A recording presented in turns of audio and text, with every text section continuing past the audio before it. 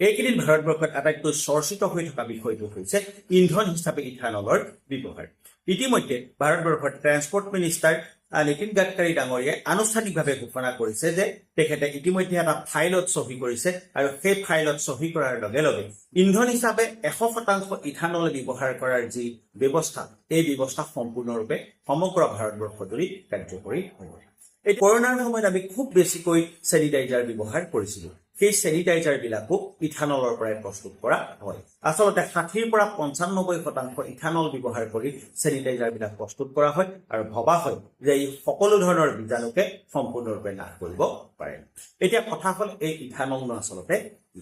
Ethanol হ'ল এক প্ৰকাৰৰ এলকহল।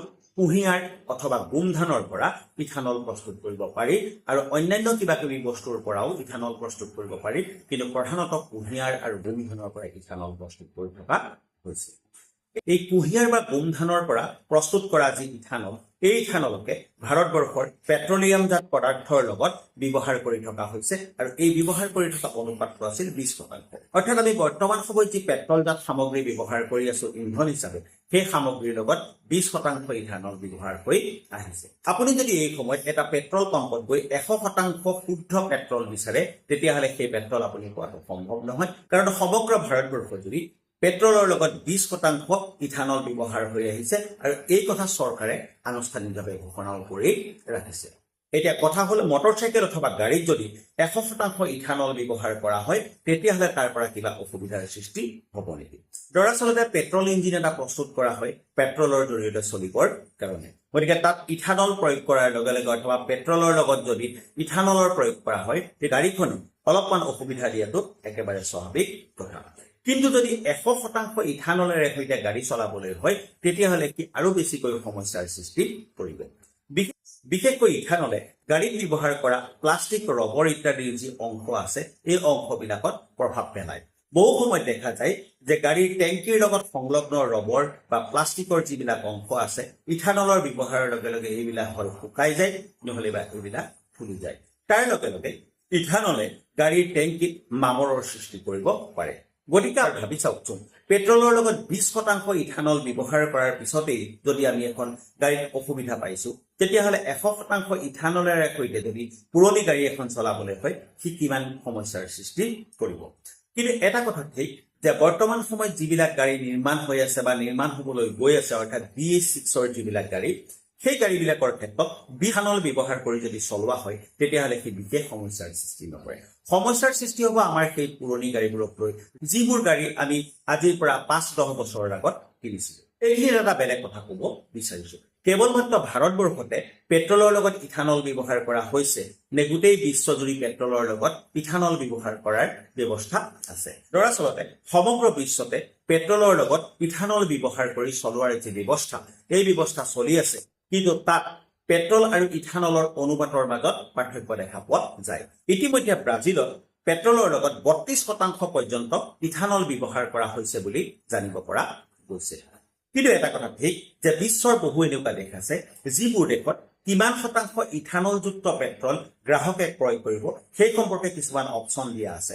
অৰ্থাৎ সেইবোৰ দেশৰ পেট্ৰল পাম্পত যদি এজন ব্যক্তিয়ে গাড়ীত তেল ভৰাবলৈ যায়, তেওঁ 20% ইথানলযুক্ত পেট্ৰল কিনিবনে, 30% ইথানলযুক্ত পেট্ৰল কিনিব নে 50% ইথানলযুক্ত পেট্ৰল তেওঁ ক্ৰয় কৰিব, এই সম্পৰ্কে তেওঁ কিছুমান অপচন লাভ কৰিব। কিন্তু ভাৰতবৰ্ষত এনেকুৱা অপচন আমি কোনো ঠাইতে দেখা পোৱা নাই।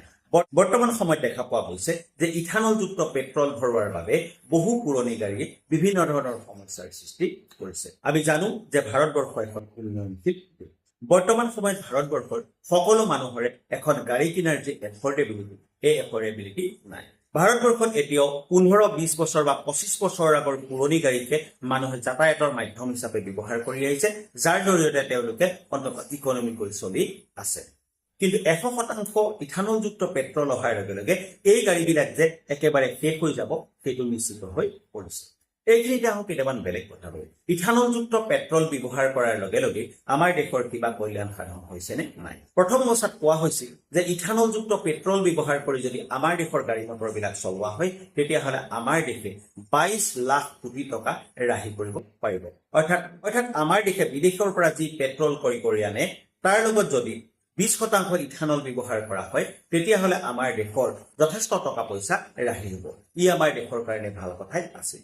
লগতে এটা কথা কোৱা হৈছিল যে ইথানল প্ৰস্তুত কৰিবৰ কাৰণে যি কুঁহিয়াৰ অথবা গোধান ইয়াক কৃষকসকলে উৎপাদন কৰিব আৰু তাৰ জৰিয়তে কৃষকসকলৰ লাভ হ'ব। কিন্তু মূৰকত দেখা গৈছে যে চৰকাৰে কোৱাৰ ধৰণে ইথানলযুক্ত পেট্ৰল ব্যৱহাৰৰ পিছত কৃষকসকল যিদৰে লাভান্বিত হ'ব লাগিছিল ঠিক তেনেদৰে লাভান্বিত হোৱা নাই। শেষত আমি এটা কথাই ক'ব পাৰোঁ যে ইথানলযুক্ত পেট্ৰল সেইবিলাক গাড়ীৰ কাৰণেহে উপযুক্ত যিবিলাক গাড়ী ইথানলযুক্ত পেট্ৰল ব্যৱহাৰ কৰিব পৰাকৈ নতুন টেকনলজি বা নতুন প্ৰযুক্তিৰে সৈতে নিৰ্মাণ কৰা হৈছে। আমাৰ যিবিলাক পুৰণি গাড়ী মটৰ আছে সেই গাড়ী মটৰবিলাকত যদি 100% ইথানল ব্যৱহাৰ কৰিবলৈ হয় তেতিয়াহ'লে সেই গাড়ীবিলাক একেবাৰে নষ্ট হৈ যাব। অৰ্থাৎ যিখন গাড়ীৰে সৈতে আপুনি বা মই আজি ঘূৰি ফুৰি আছো সেই গাড়ীখন হয়তো কালিলৈ আমি স্ক্ৰেপত বিক্ৰী কৰিবলগীয়া হ'ব পাৰে। এই সম্পৰ্কে আপোনাৰ মতামত কি আমাক জনাবলৈ নাপাহৰিব।